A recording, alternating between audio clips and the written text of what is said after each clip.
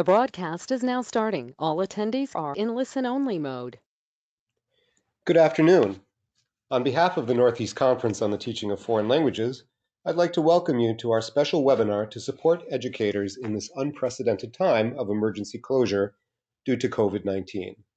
This afternoon's webinar is entitled, Charting Your Course, Instructional Planning During and After Coronavirus.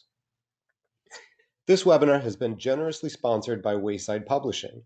Please visit waysidepublishing.com for more information about how Wayside can assist you with your remote teaching and learning needs.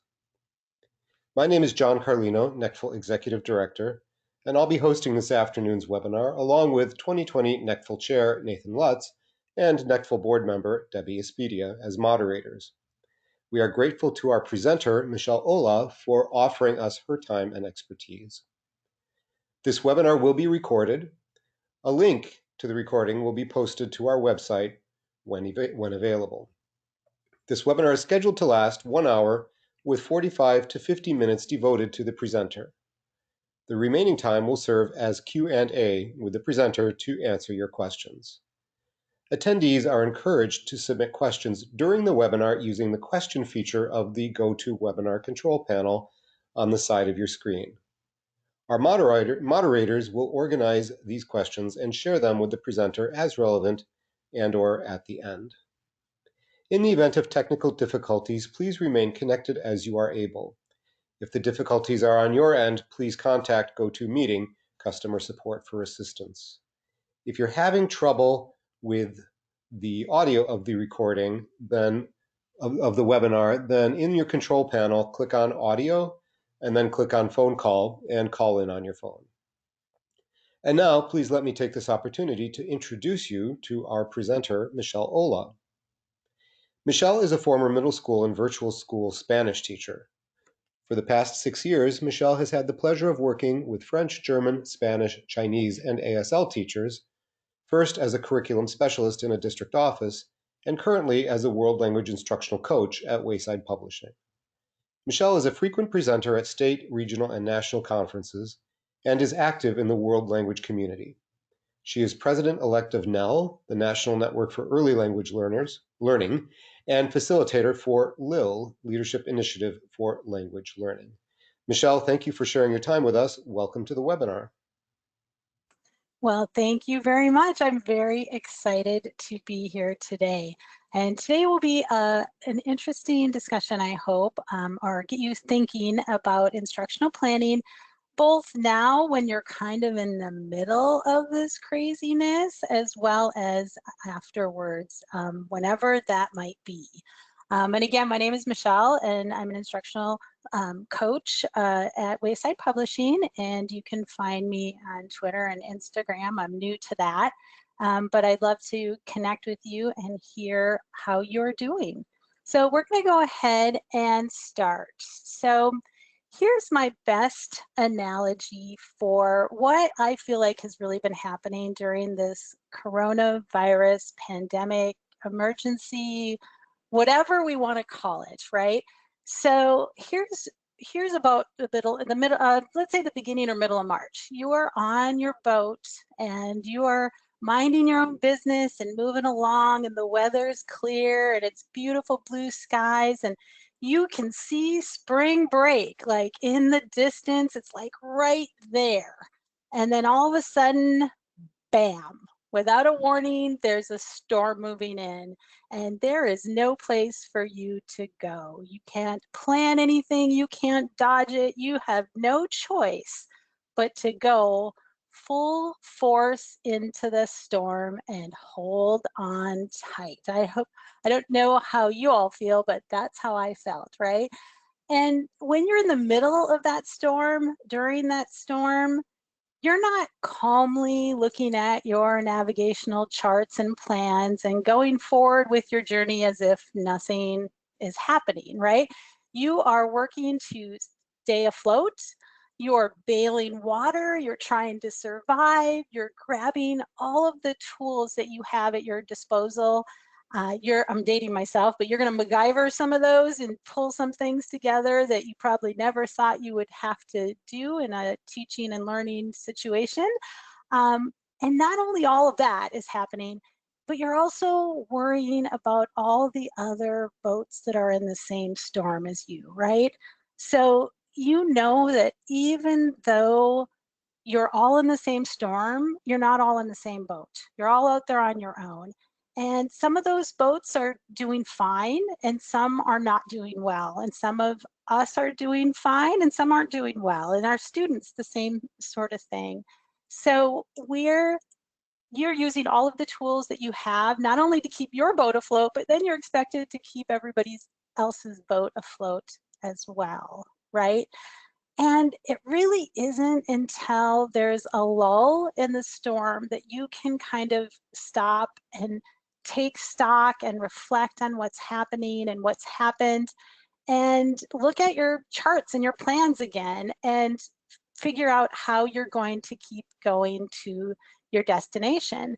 And I know some of you right now are feeling a bit battered, a bit off course, but I also think I've seen a lot of friends of mine who are teaching in the classroom and teachers that are ready to kind of figure out, now that they've had a little pause in this kind of lull, whether it's because things are starting to kind of come together or because it's almost over, right? At least, summer's almost here, right? So you're kind of thinking ahead and trying to look at your getting back on track, right?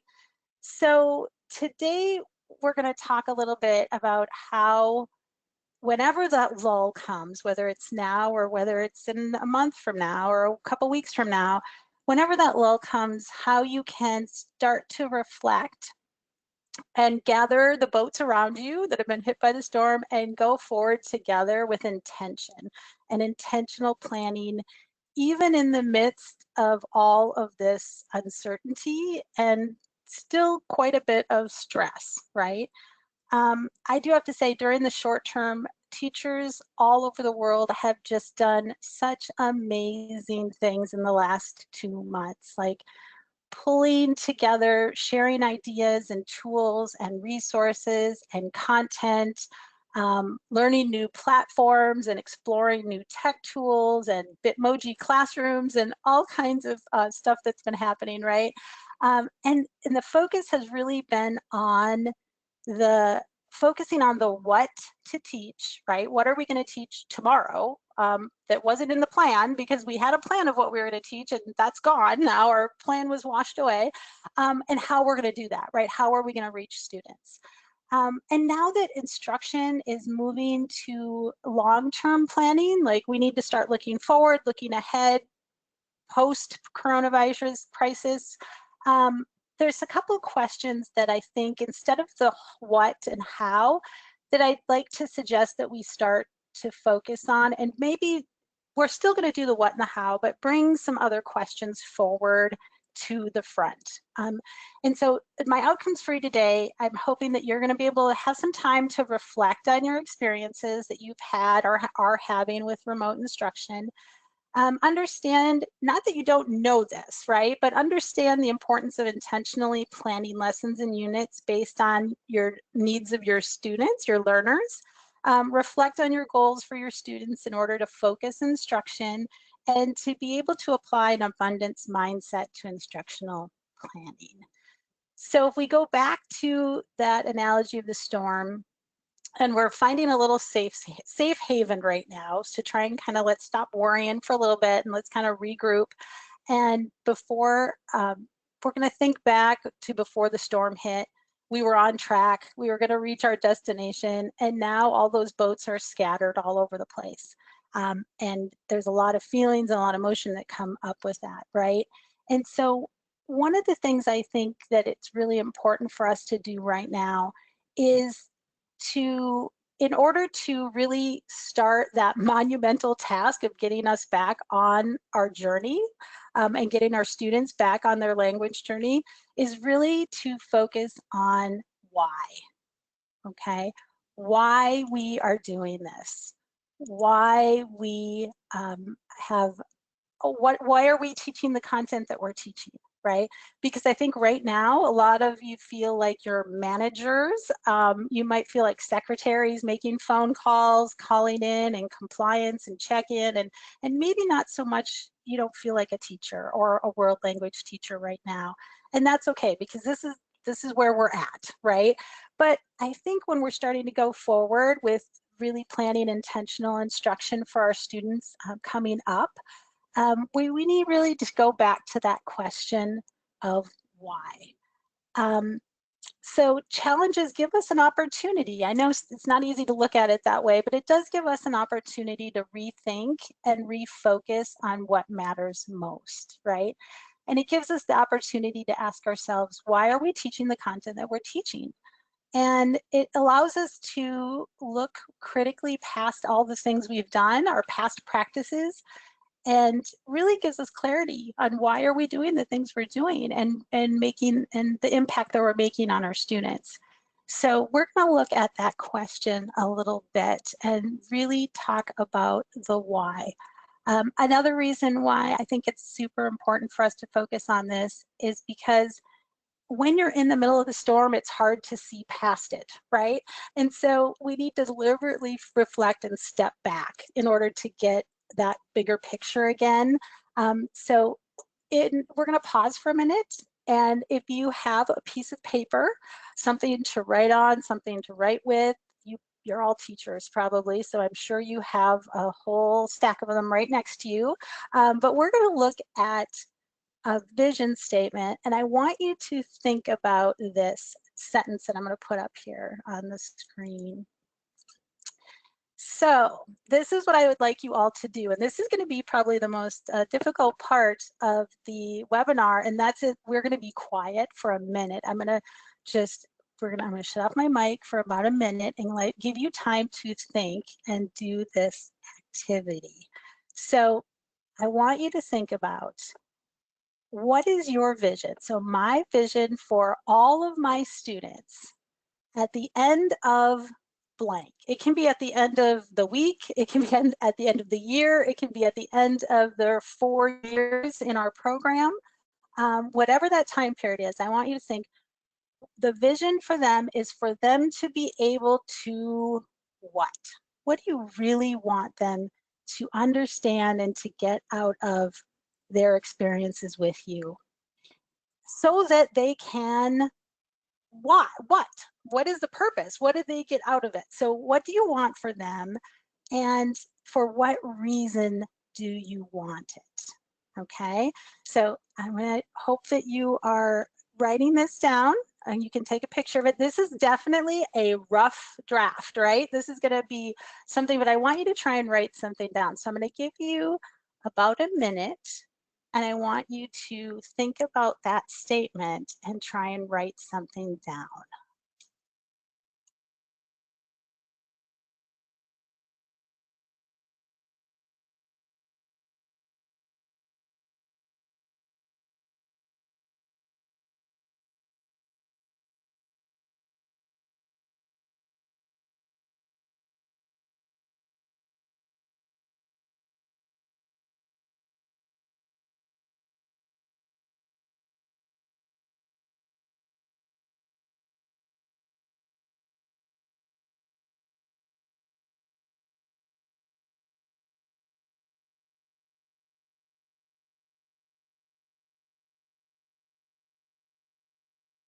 All right, so what is your vision for your students?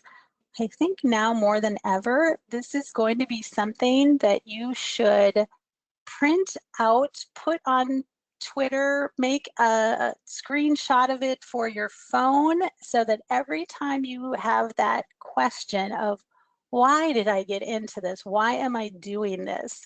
This is impossible. You're going to remember what it is that you want. So right now, this is just an example. Yours is going to look totally different than this. This is just a teacher example. But what I want to show you is how this statement, besides focusing your energy and hopefully giving you some motivation, is also a really good way for you to really focus your attention and your instructional decisions. So for example, let's read this statement. So my vision for all my students at the end of their first year of language is for them to have a love of the language and understanding and appreciation of the diversity in their community and the world, and appropriate communicative and intercultural knowledge. In order for them to have the confidence and ability to communicate at a novice high level on a variety of topics within and outside of the classroom. Okay, it could be shorter than that. It could say something totally different than that. But let's take a look at how this vision statement can help me personally, Michelle, make some decisions and have it be a decision-making protocol. Because let's face it, we're going to have some tough challenges coming up with instructional planning in the future. There are going to be some tough decisions that we have to make, right? And so this is one way that you can help focus and make some of those decisions. So for example, let's say every time I have a question of whether I should or I shouldn't do something with my curriculum next year or my lessons next year, I could start by looking at this statement and ask myself, am I considering all student success in this? If I do this, will all students be able to achieve some semblance of success? Is this going to be fun and engaging for students? Because one of the values I had in there was loving the language. And if I skip all the fun stuff, right, that makes students love the language in order to catch them up, right? And if you could see me, those are in quotes, then I'm not going to be making my mission. They're going to hate it. They're going to hate Spanish class or French class or whatever it is. Is it going to give students an understanding or appreciation of the target culture? Does it add to their intercultural proficiency?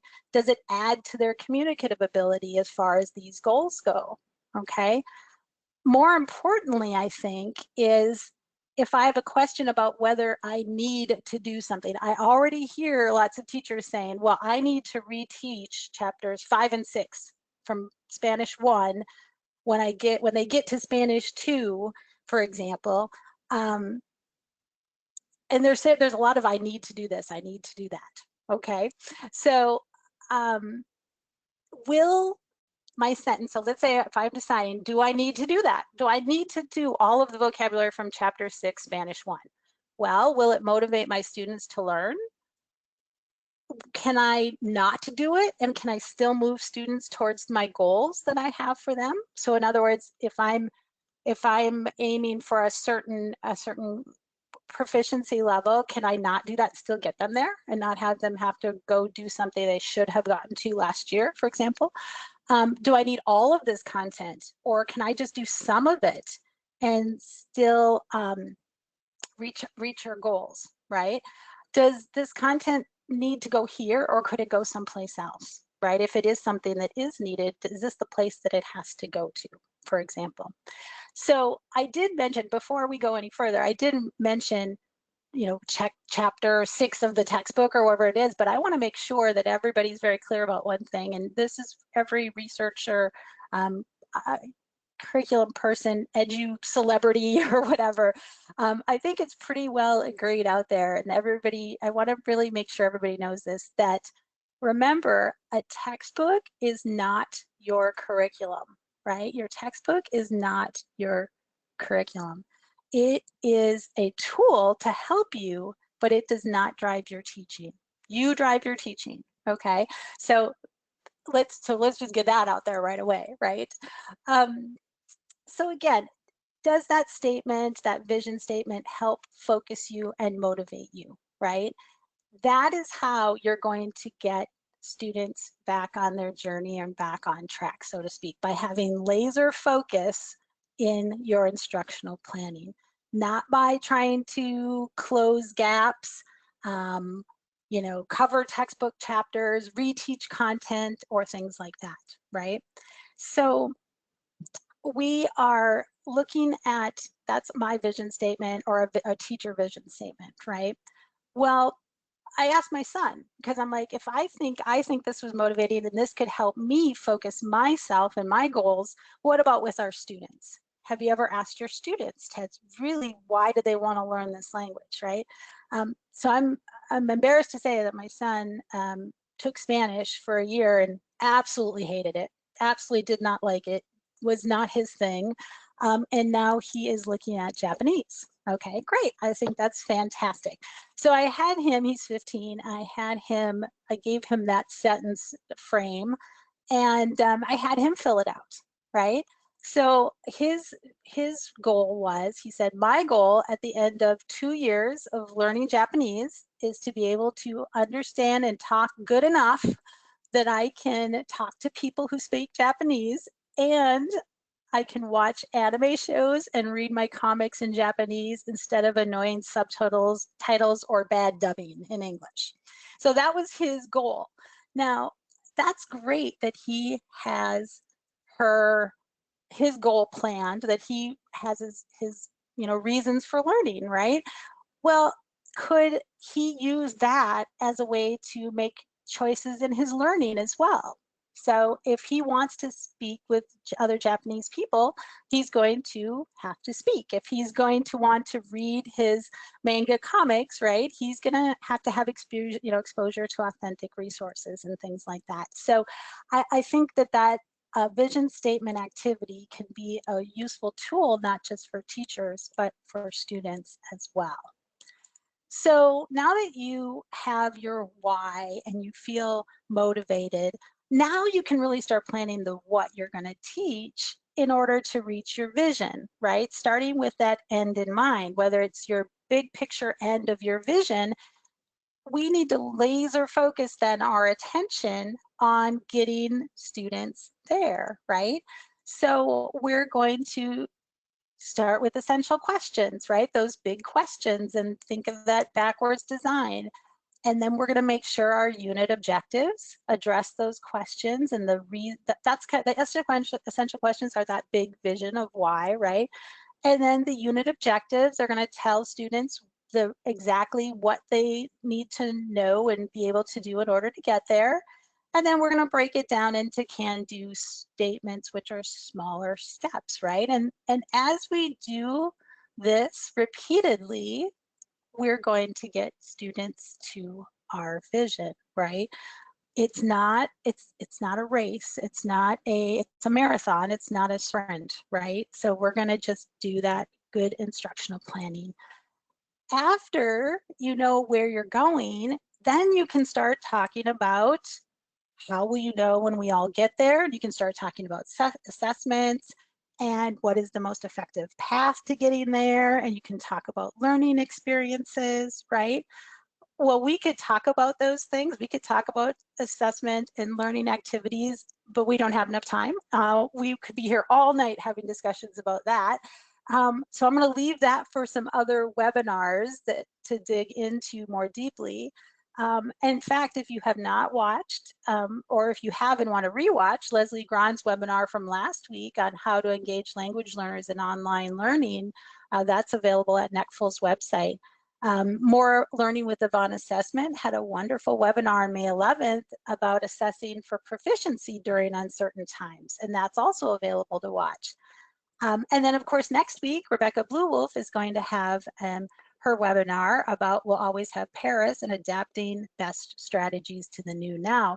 ACTFL has webinars out there. So there's a lot of webinars out there about both assessing and those learning activities. So I'm going to leave those to them. And we're going to touch on another question that is really on my mind, along with the why we're doing that and focusing us on the big vision. And that is the who. The next question I really want to talk about is the who.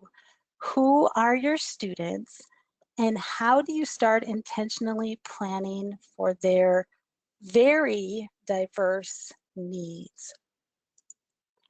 Because we have our why and we have our vision, but now we have to figure out who's going along with us on that journey and how are we going to all get them there, right?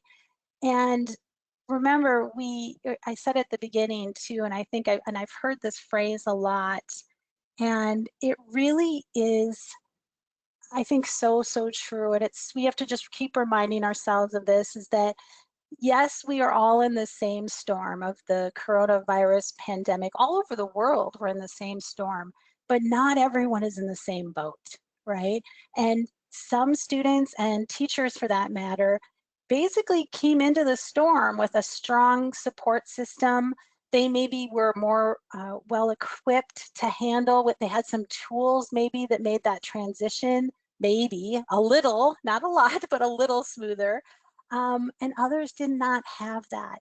And so all of those needs of our learners are really going to be magnified when we come back to some semblance of normal. The new normal, I guess, is what we're calling it, right?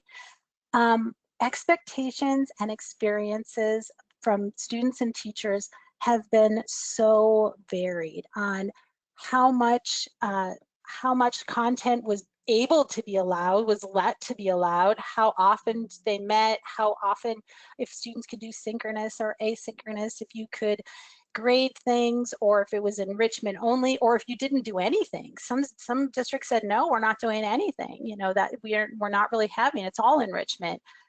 There's so many circumstances out there, all of which are very stressful, right? And all of us make us nervous about what's going to happen next, right? And things are not going to be the same, and that's not necessarily bad, right? Our students are not necessarily going to be the same. And so we're really going to have to, you know, double down on our understanding of who we are teaching. Just like any crisis or abrupt change, there are lessons to be learned, right? So I know John mentioned at the beginning that I taught virtual school. I taught virtual school Spanish for about 3 years. And I always start out, when I tell people this now, I say, listen, I chose to do that. I had a huge support system. I had a curriculum in place. I had mentors, I had training, and it was hard. It was really hard.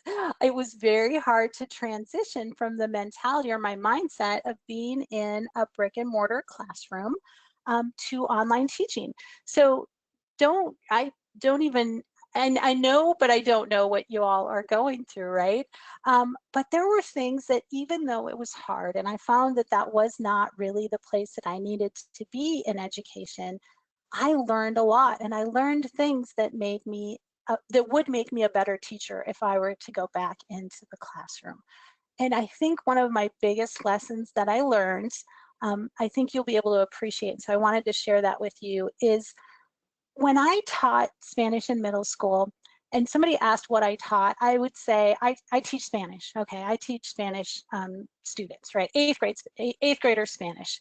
And if they said, oh, well, what do you teach? I'd say, well, I have 6 classes of 30 students. I have, 4 classes of Spanish 1 and, 2 classes of intro to Spanish or whatever.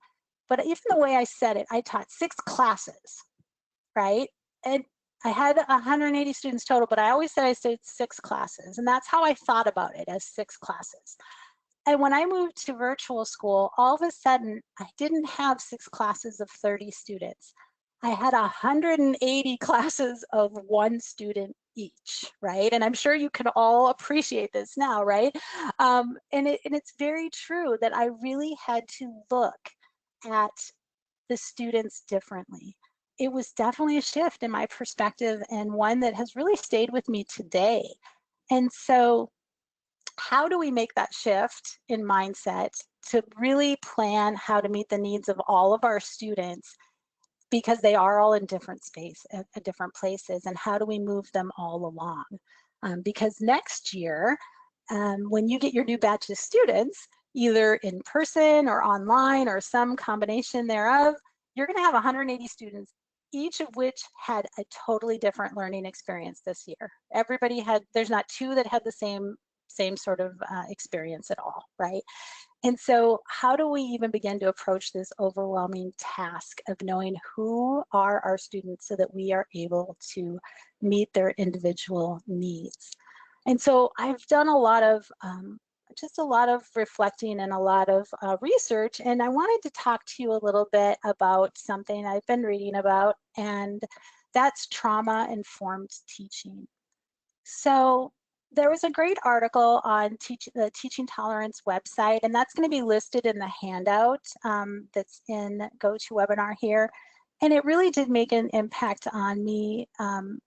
So Teaching Tolerance talked to experts from the National Child Traumatic Stress Network and shared some recommendations that I think will help us really think about now, and you'll think about during the summer and the fall when school starts, whenever, because we really do have to remind ourselves that this hiatus from brick and mortar classroom was not a vacation for a lot of students and for a lot of teachers, right?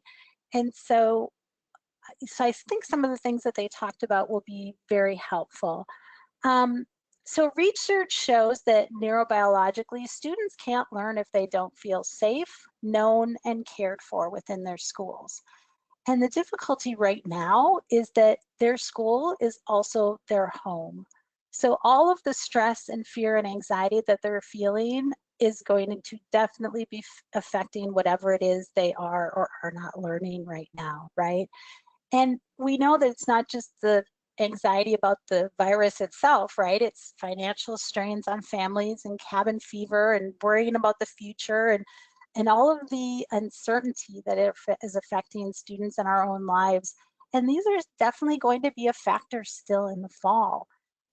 But the good news is that when teachers are proactive and responsive to the needs of their students who are suffering from traumatic stress, there are some small intentional changes that can happen in their classroom and in our teaching that can foster a real feeling of safety and make a huge difference in their ability to learn. And so I want to look at some of these and how they might look in our world language instruction in our classrooms, right?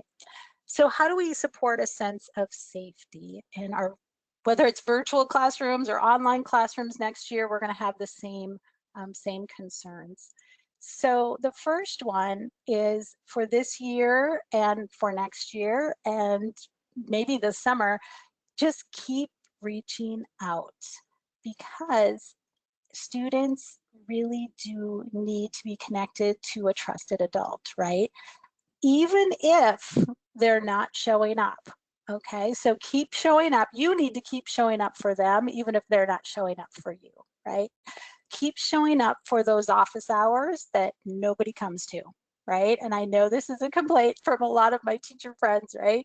But it is important because students do know that if they need you, you're going to be there, right? Keep reaching out and sending those check-in emails, even if you don't think they're paying attention. Just by providing them a space and reassuring them that if they need you, you are there, that is going to support their sense of a caring adult support system. Okay. Next, we need to help students feel connected. As we practice social distancing, I think we're all feeling a sense of disconnect. I know I am, and I'm an adult. Think about kids, students whose primary role is to play and to connect and learn through play. So how can we foster a sense of connectedness? It goes back to something that we know to be true, and we just have to really double down on building relationships. So the challenge is this year, before this happened and you abruptly had to leave your classroom, you had the opportunity to start the year with your students and build that relationship before the school buildings were closed. Next year, if you may be starting the year with new students virtually, we don't know. Part of them might be there one day, part the next. There's all kinds of crazy theories going on, and but we're still going to have to pay particular attention to building community and fostering connectedness, both us to them as well as them to each other. Because we know that language learning will be hampered if students don't feel safe and they don't feel like they are in an atmosphere where they can learn and fail and make mistakes and grow, right? So I think I hear a lot of tendency to, and I will be honest, I do not hear this from world language teachers. I hear this from administrators. I hear this from a lot of other content area teachers about it's the rush to catch up, right? The rush to fill the gap. And trauma-informed teaching really says that you need to go slow to go fast, right? So don't be rushed and in a hurry to catch students up and skip the step of making that connection and building community, whether it's online or in person or however you do that. You need to have fun and get to know each other and create that safe space in order for students' language ability to grow. And the last one that they mentioned was giving students a sense of hope. That hope is the expectation that everything is going to be okay. And right now it might be hard. Maybe we don't feel like that, right? But we are the adults and we're the ones they need, and they need us to give them hope, right? By encouraging them, affirming their feelings and reaching out to them, if telling them to reach out to us if they need help, and having them reach out to others. It can be tempting for some teachers, not world language teachers, but some teachers, to try and motivate others by talking about what might happen if they don't get caught up. It's that negative sort of motivation. You know, if you don't work hard, you're not going to get your 2 years of world language credit. You're not going to pass any AP exams. You're not going to get the seal by literacy. But believe me, students know and worry about all of these things, and they do not need us to say it. What they need from us as a trauma-informed teacher, as a world language teacher, they need us to say, it's okay. We have a foundation of language for you to build off of, and we have experiences for you to build off of, and we'll get there together. So some practical tips for planning for next year. Again, intentionally building in relationship building activities, and we can do those in the target language, right? We can dig out all those Kagan team building activities that we kind of set aside sometimes, think there's not enough time for. Plan some classroom meeting activities in the target language to get to know each other. If online, you can do this both synchronously and or asynchronously, right? And so really being intentional with those and using the target language to do it. Another idea is to give students language early on to talk about how they're feeling and how to respond to how others are feeling. So, hey, maybe your textbook doesn't have you teaching a star about feelings until Unit 5, but we need to bring that up front, right? So we really need to let them express themselves. I'm nervous, I'm anxious, I'm happy, I'm bored, whatever. They really need to be able to talk about their feelings and give them language to respond to others when others say how they're feeling. I used to get so annoyed with my Spanish textbook in the past when I was in the classroom, and it would give you the options to say, I'm good, I'm very good, or I'm bad. But then it never gave the students any language to respond to somebody when they said, I'm bad. They didn't even give them the word lo siento, I'm sorry, right? Or can I help you, right? So make sure you also build in the language that can help them respond to others and build that sense of community. Understand and tap into students' strengths through differentiation, personalization, student choice. We're really gonna be kings and queens, captains of differentiation next year, right? And I'm going to talk about that a little more in a few minutes. Establish it, they say, research says, trauma-informed research says that establishing a sense of routine in the face of stress is very important. It helps maintain or regain feelings of control. That doesn't mean rigid.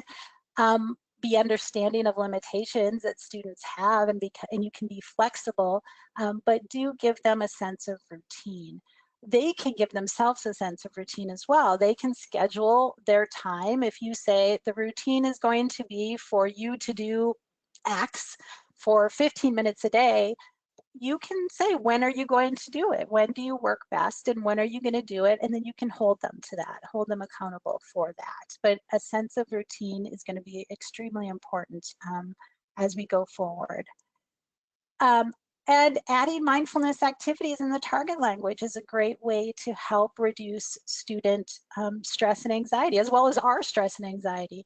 Elena Spaeth has had a great blog, and she did a Facebook Live yesterday in our Proficiency Talks group for Wayside Publishing. And she talked about students journaling their feelings, staying present and in the moment through art and music activities and yoga in the target language. It's great comprehensible input that you can give students, and it is a great way to help them manage their feelings and the stress as well as our own. There's a great app called Headspace, and they have it in Spanish, French, German, and I think Portuguese I saw. So there's a lot of resources that are out there for that. And most of all, stay calm and focus on proficiency. Yes, students may come in at a lower proficiency level than expected. That's okay. Language learning is a marathon, not a sprint, so pace yourself. Don't be frustrated and exhaust yourself and your students by trying to catch up and reteach things. Assess your students, see where they're at, accept and validate where they are, and then make a plan to go forward. So this brings us back to differentiation a little bit. So I do want to just mention a few things briefly. You don't have a lot of time, but if you're focused on proficiency and what students can do, there's going to be a lot less emotional stress, and it is going to be easier to differentiate for what they know. So differentiated instruction, we're going to take a very brief look, and then honestly, I'm going to give you some resources and ideas for you to go off on your own. So differentiation is, in its simplest way of thinking, it's focusing on the learner, where the teacher role is not simply to cover content or expose students to content, but to maximize each student's learning. In her book, The Differentiated Classroom, Responding to the Needs of All Learners, Carol Ann Tomlinson says, in differentiated classrooms, teachers begin where students are, not in the front of the curriculum. So how can we really meet students where they are? So differentiation, a non-negotiable, according to Susan Tomlinson, is that it's built around quality instruction, quality curriculum. And curriculum meaning a planned series of events. So differentiation is based around quality curriculum that is organized by essential content goals, where goals are aligned with assessment and learning experiences, and learning is focused on what students understand and can do.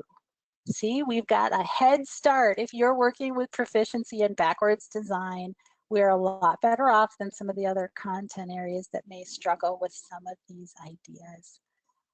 It has to start here. This is the non-negotiable. And why is that?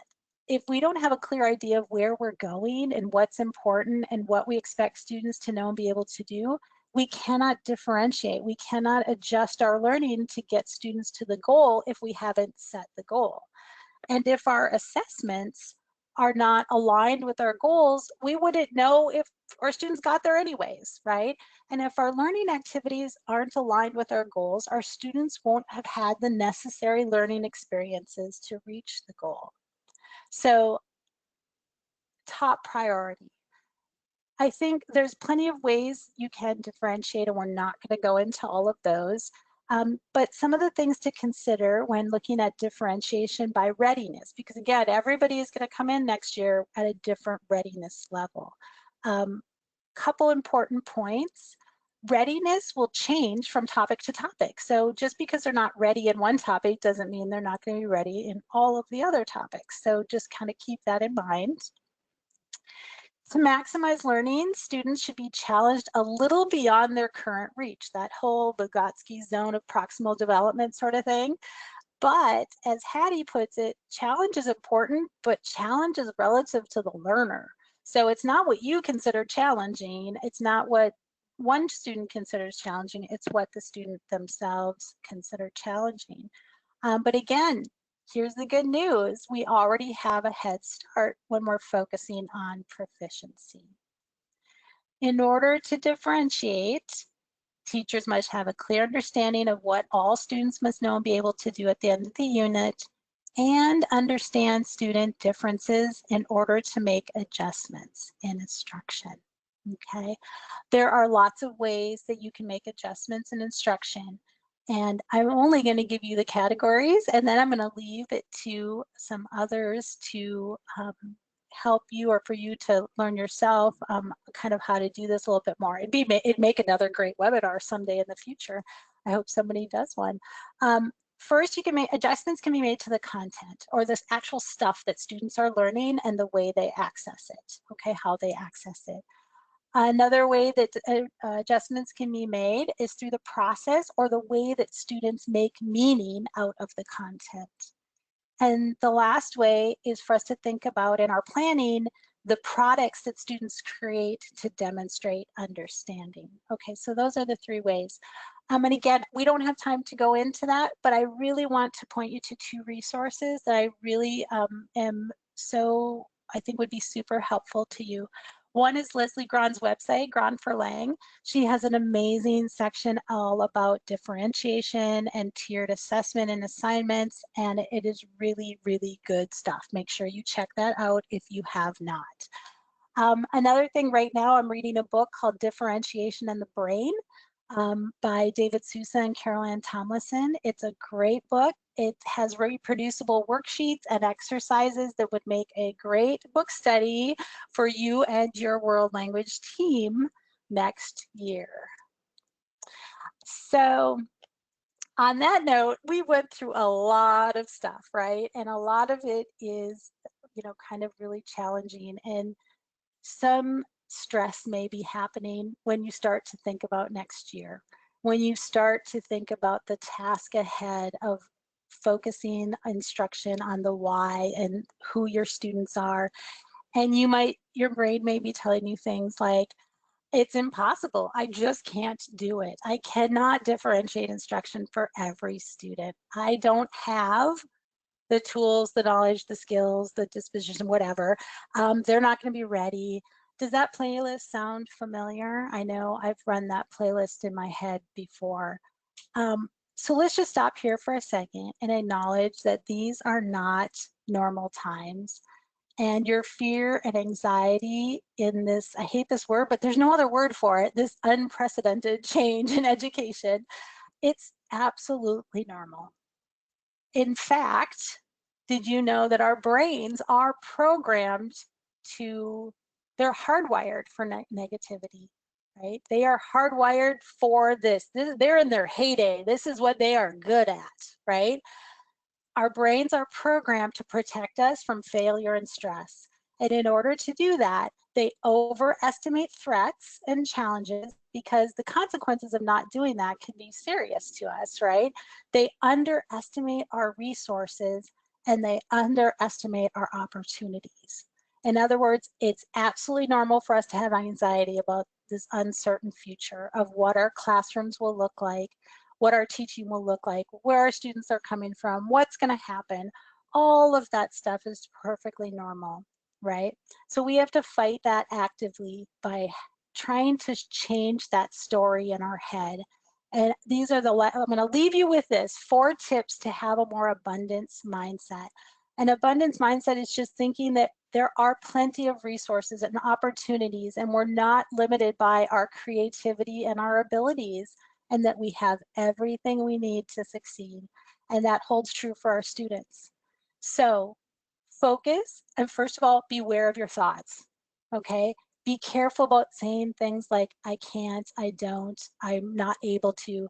And for curriculum, I hear these words a lot and they very concern me. Things like getting caught up, talking about the deficit or the gap, what students are missing, that they're behind, the skills and the language that they won't have. All of that is very deficit mindset, deficit thinking and language, and that will affect both student stress levels and their learning ability next year. In The Highly Engaged Classroom by Robert Marzano, he talks about what students need to be engaged and to learn, and they need to ask themselves, how do I feel? Am I accepted and supported where I am at right now? And do I know if I can do this, right? So we're going to focus on what you and your students have and can do, and try not to focus on what you don't have and what you can't do.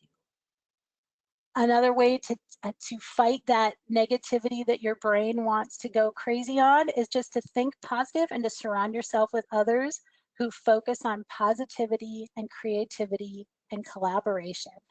And because your brain is so ready to be negative, if you are around others that are negative, it is going to get, you know, magnificently more so, right?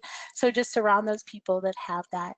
And finally, go back to your passion and your purpose, because it's hard to be negative when you have a passion and a purpose for what you do and for your life and for your students. So really tap into that, and it can really help sustain you through that negativity and all of the challenges.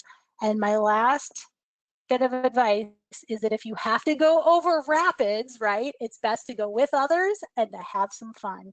So try and stay together, keep faith in the fight, the good fight, and take some time to think about the lessons that you're learning, and we're going to make it through this. It'll be just fine. You can do it. And that's it. That's all I have to share with you today. And I really appreciate this opportunity to kind of talk about some things that have been on my mind a lot lately.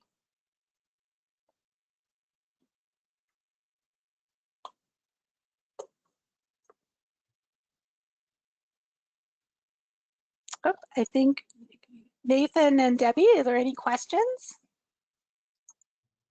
Yes, Michelle, there are. And so there may be some more that come in as we go through. But one of the questions was, can you give an example of a differentiated type of activity for the world language classroom? And this goes, there were a couple of questions about that, and maybe something that applies for online teaching as well. Yeah, well, and again, differentiation, I think it's a whole huge own topic, but it can be as simple as looking at your proficiency-based rubric that is broken down by proficiency level, and you've got novice low, novice mid, and novice high, and having tasks that are meeting those expectations. So let's say in level 2, their expectation is to be at intermediate low. Well, let me, oh, Debbie, I think we have to mute your mic. I'm getting some feedback. Okay. Sorry. Oh, there we go. I think that might be what it is. You know, let's say at level 2, your proficiency target is intermediate low. Well, not everybody's going to be there. You can look at the tasks and the skills and what kind of activities they would do for novice high, and kind of just adjust the expectations. Also think about scaffolding and what supports you give students. So one of the best ways to differentiate is by giving additional supports. So the expectation of the goal that every student is going to reach stays the same, but some students might need more support, whether that's, you know, language ladders, or whether that's models, some things like that they might need to get them to that goal. I really suggest you go to Leslie Grand's website, and I'm really a fan of tiered assignments, which I think, and she's got some wonderful examples of those on her webpage. So I would really check those out. Also, I wanted to add, it could be something as simple as giving students choice. Absolutely. So, for example, the choice boards, and you see those all over Facebook and Twitter, that people are sharing ones that they've created. So I think that could be another one as well. Absolutely. You, and this is another question came in, and they kind of piggyback. Someone had asked, how can I lower the students' anxiety level? And then another person wrote in and said, how can I lower my colleagues' anxiety? Absolutely. Isn't that the truth? I think everybody needs to be able to lower that anxiety and those expectations, because it's just, and I think the key is validating that, again, there is anxiety, there is stress out there, and that it would not be normal if there wasn't. First of all, it would not be very normal if people were not a bit stressed right now, right? And anxious. But really just focusing on the learning that happens, and just taking people, whether it's students or teachers, where they're at, and really step by step in small chunks, moving wherever they're at a little further. So anytime, and this is just good, anytime it's good advice, I think, just being able to, if you're at a novice low level and your teacher expects you to be at intermediate low, that that's impossible, right? But you can always shoot for that next level up, whatever that is, whether it's in your language learning or whatever the step might be, and just baby steps, and really focus on the learning and the expectation of everybody can grow, everybody can learn more than they know now, everyone can do a little bit better, and the expectation that everybody grows to, their maximum capacity, that we're not, that it's not letting anybody off. It's really focusing on just moving everybody farther along that scale and farther along their journey.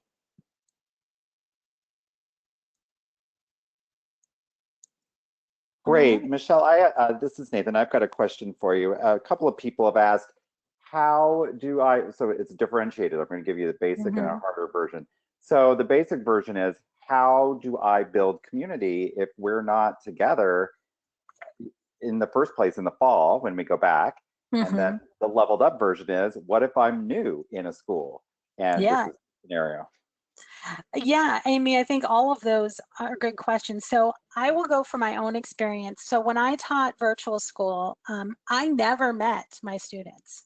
Okay, so I never met them.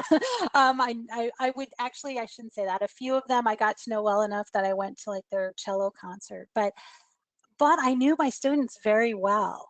And I think part of that is just opening up. I know it's hard for some of us teachers to do this. It was hard for me, but opening up your life and talking about, talking about you and your, whether it's your stresses that you are going through and the things that you are experiencing. Now, there is such a thing as oversharing, and I'm not talking about that, but being vulnerable and leading, as Brene Brown would say, leading from vulnerability and a place of, we are all in this together, right? And that brings a lot. The other thing is communication and connection. You have to work at it, and you have to come to them where they want to connect. So for example, most of my relationship building with my online students was through texting, because that's where they are comfortable and that's the zone that they live in, right? They don't want a phone call, but I would just send them a funny little meme. And there are ways to do this, shortcuts to do this, like Google Voice. You can mass text to a lot of students. So I'd send them a little meme about something, and just on a Monday, for no particular reason other than checking in with them and asking them how they're doing or what they did on the weekend. So really being creative and on how you open up to them, where you communicate to them, and that you're communicating to them where they're comfortable, is part of that. And I guess that's the big part. The other thing I would say is what I learned in virtual school. We were required to call every student and every parent minimum once a month, right? So parent contact and student contact. I hated it at first. I hated calling parents and calling students when I was in the brick and mortar school, but that really opened up communication and really built community as well from me to them to get to know each other. But it's not easy, I know. And if you're new, well, I think we're all going to be new at the teaching situation next year. So I think there's probably veteran teachers out there that would say that they're new teachers right now too. So don't feel too bad. I think maybe one more question might be all we have time for. Actually, we're at the end of. Are we out? Okay, good. Okay. So thank you very much, Michelle, for that wonderful presentation. It's been a pleasure. Thank you. Thank you, Nathan and Debbie, for moderating. As I mentioned at the beginning of the webinar, it has been recorded, and we will post the recording as soon as we can to our website at nectful.org/webinars. New York State teachers who need proof of attendance for CTLE credit, please use the link provided on that website as well. And download the confirmation form, and then there's a second link on that page where you can upload the claim form for your credit. On behalf of the NECFL Board of Directors, thank you very much for attending this afternoon's webinar. Enjoy the rest of your day and have a pleasant evening. Thank you again, Michelle, and bye-bye. Thank you. Goodbye. Bye, thank you.